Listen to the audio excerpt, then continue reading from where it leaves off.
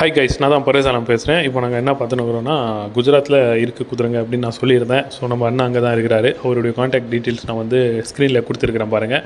அவர்கிட்ட கால் பண்ணி நீங்கள் கேட்டுக்கலாங்க என்ன குதிரை என்னென்ன இருக்குது அப்படின்னு சொல்லிட்டு. இந்த நுக்ரா பெண் குதிரை விற்பனைக்கு வந்திருக்குங்க.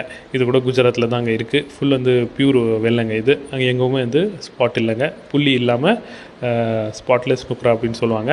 இந்த நுக்ராவுடைய வயசு வந்து ஒரு 5 வயசு அப்படின்னு சொல்லியிருந்தாங்க. நீங்கள் 6 வயசு அப்படின்னு கூட கணக்கு வச்சுக்கலாம்.